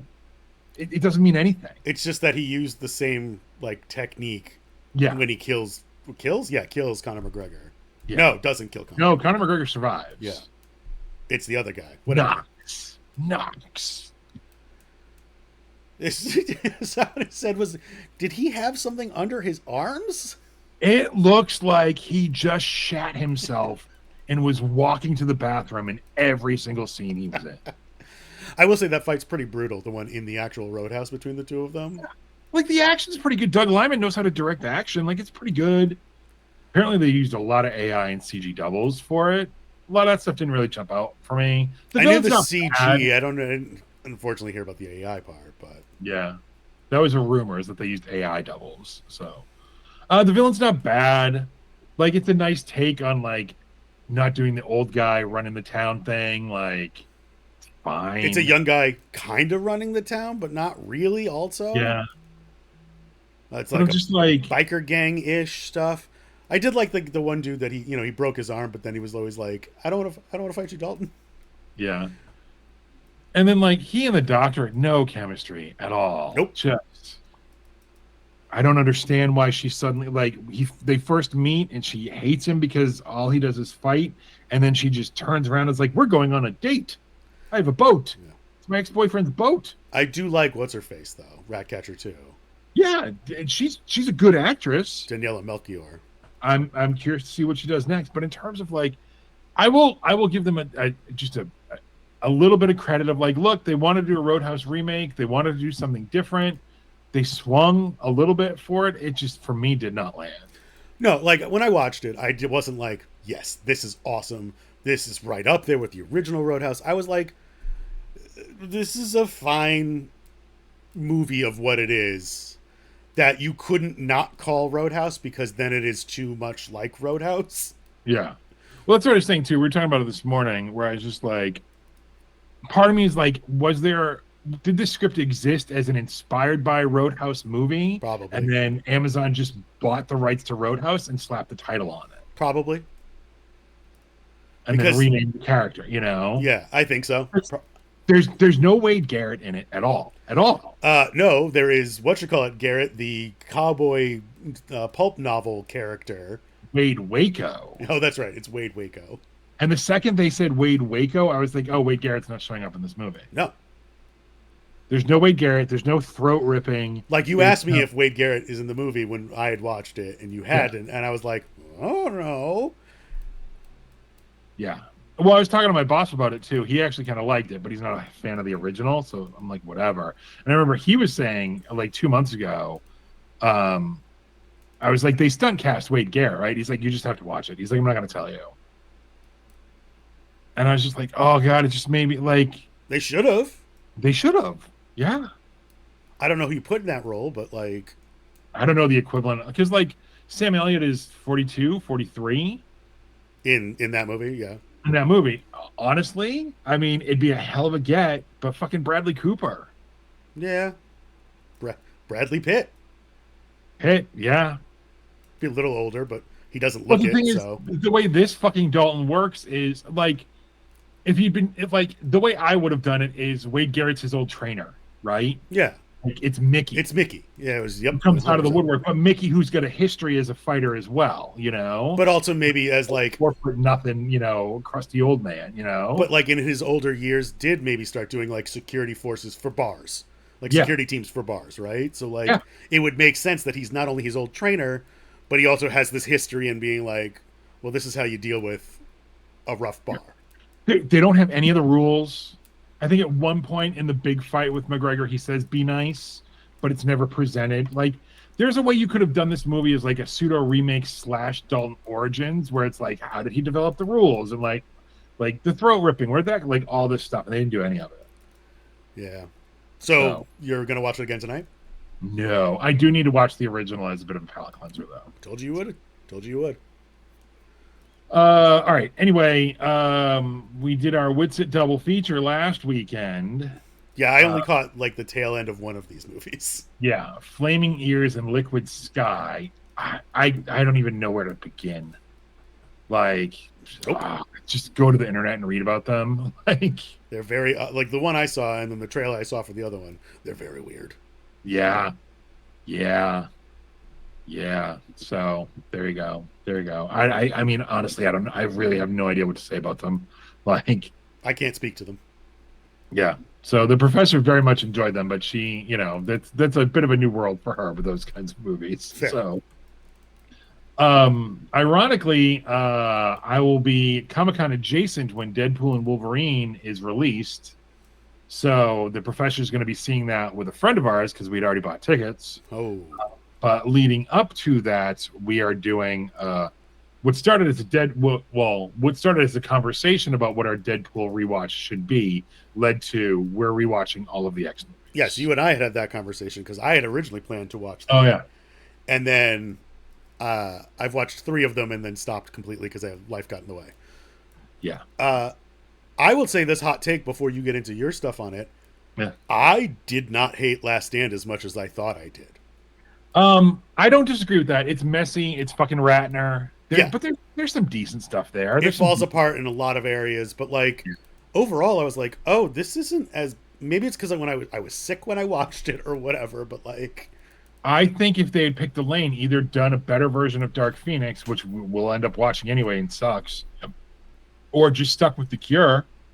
Yeah, like the Joss Whedon run. Yeah. So it's fine. I mean, because it gets significantly worse. Last Stand is mid, you know, compared to the ones we've watched. Like X-Men Origins Wolverine. We did X-Men Origins Wolverine. Which is just garbage, front and back, all the way through. Nope. Title sequence is great. Oh, you're not wrong. Title sequence is great. Title sequence is what that movie should have been. 100%. And then it just turns into garbage. Yes. The Wolverine, which is reverse, where it's good for the first 2/3 and then falls apart in the final act. Yes, because that's Not even the final act, like the final, like the reveal. It's the Silver Samurai thing that just sucks. Yeah, that's terrible. What else? We did OG Deadpool, holds up, great. Yeah. We did First Class, holds up, it's pretty good. Days of Future Past, pretty good, holds up. And then last night we did Apocalypse. Or did we do that this morning? No, we did it last night. Apocalypse is terrible. Yeah, and it's such a shame because Oscar Isaac is such an amazing actor, and they put him in a rubber suit and made him just awful. It's so bad. It's so bad. Also, I hate the decade jumps in these movies, but the characters don't decade jump. So, like, what are we doing? Magneto's got a 6-year-old daughter who just is brutally murdered in like the opening sequence, and you're just like, what the fuck is this movie? And then Havoc comes back, and they acknowledge like it's been 20 years, and now he's got a younger brother who's 16. Like, I don't know, it just doesn't. It doesn't make any sense. None of them age. Like, also, I hate that Scott's his younger brother, even though Scott should be his older brother. Like, I hate all of it. I hate all of it. It's so bad. It's so bad. So yeah. And the worst part is Dark Phoenix is not better at all. No. We've got Logan, which is, I'd say, the best of the Fox X-Men movies. Yeah, Logan, Deadpool 2, Dark Phoenix, and then New Mutants. So I have a little love for New Mutants, though it's not a great movie. So we saw New Mutants at one of our first dates years ago at the drive-in, and it was such a shitty projection. We're both like, we don't remember that movie at all. So we're a little bit looking forward to seeing it again. Okay. And then, as we teased a little bit earlier, The Acolyte. Yeah, we can get into some spoilers here. So, Chad, if you don't want to hear spoilers, say goodnight now. And for the rest of you listening at home on the VOD, we'll get into spoilers. So be prepared. In 3, 2, 1. No one's surviving this show. Yeah. I don't think you can. I mean, with that one line, yeah. If they know that there's a Sith, they're going to tell the council. Now, the council might pull a Ki-Adi-Mundi, who was a nice little cameo there, which then, of course, the internet blew up about canon on that, too. How could he be there? He's too old. Blah, blah. Shut up. It's one now shuttled over to Legends book that confirms what his age was. Right. I mean, he's the one that doesn't believe the Sith in the prequels. Yeah. So, I mean, if Saul makes it back to them, maybe they'll be like, okay, buddy, you just went up against a dude. Like, calm down. Yeah. Couple of shocking deaths that I did not see. Well, first of all, we start with that first episode. Didn't know what we were getting into and did not expect the big name talent to be the first person killed on the show. Yeah. So a little Game of Thrones there. We're in spoilers. It's Carrie Ann Moss's character. Now, they have been doing flashbacks and stuff like that, so she's shown back up. But I got to assume we'll see her at least one more time in flashbacks. Yeah. The Force Dyad thing with the twin girls, I'm not opposed to it. It's pretty good. Yeah. I did not love Screen Crush's theory that it was going to be it was a Fight Club situation. I was like, oh yeah, I had that thought. We had that thought early on too, and I'm glad it was very quickly dismissed. Yeah. Although then when they did the hug in this last episode, there was that slight moment where I'm like, are they going to blend them into like one, and it really has been this Fight Club thing? Oh God, I would have hated that. Yeah. I don't love them switching places either. No, I don't know that I mean, I understand it so that May could get off the planet, but like, I don't know about all that. Yeah. It's like, for me, like, we're jumping around here, so apologies, but like them switching places, May taking Osha's spot on the ship, and like, it'd be one thing because like most of the Jedi are dead at that point anyway. Right. And if it's just her, but then it's like she's walking next to Soul. And like, I just wanted some like a head tilt, or like just something, and maybe we'll get it in the next episode, but like Yeah. she seamlessly pretend, at least in for this end of the episode, seamlessly pretending to be her sister, who she's thought has been dead for 15 years. At least. Yeah. So that part took me out a little bit, but goddamn, parts of the internet fucking hate this show. I wonder why. Is it because there was one white dude in it and he had a very bad wig on? Yeah. I just. It's woke Disney, man. Is woke. My Star Wars is woke now. If you're not enjoying it, don't watch it. No, it's garbage. I gotta watch it. I was in a TikTok thread Mm-hmm. where a guy was like, somebody's like, if you don't like it, don't watch it. And then somebody else is like, well, imagine you have a classic car and you spent all these years and you've been tuning it up and blah, blah, blah, and doing all this stuff. Mm-hmm. And then, the car shits the bed, when you take it out to drive. What are you supposed to do? And it's just like, yeah, but in this case, you own the car. You don't own Star Wars. Right. You haven't invested all this money. Yeah, sure, you've invested time, but it doesn't fucking mean anything. Nope. Not even a little bit. And it's these fucking entitled fucking nerds who feel like they own Star Wars. And I read a fucking quote from Joel Edgerton, fucking Owen Lars himself, saying like, "Oh, you should listen to the Star Wars fans. They would write it better than anybody you could find would." I'm like, no. The best Star Wars we've gotten in the last 10 years, Andor, was written by a non-fan. Yeah, a guy that has no idea. Like he got kept in check by like a story group, but overall, no idea what was going on. None. I mean, it's just, yeah. Look, yes, the show is not without flaw.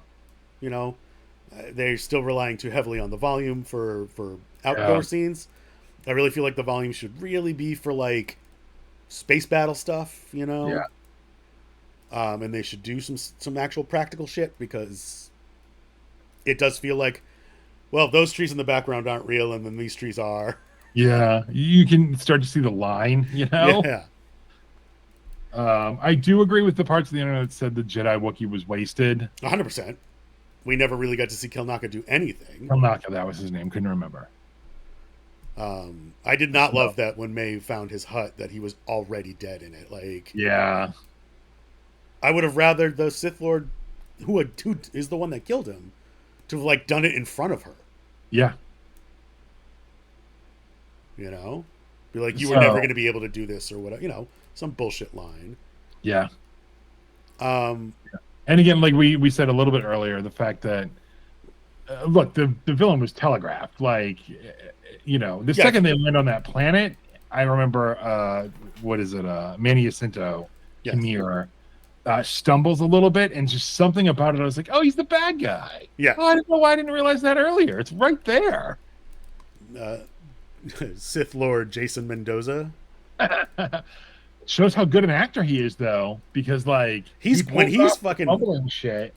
But when he's like doing the whole monologuing at Soul, it is fucking like dark. Yeah.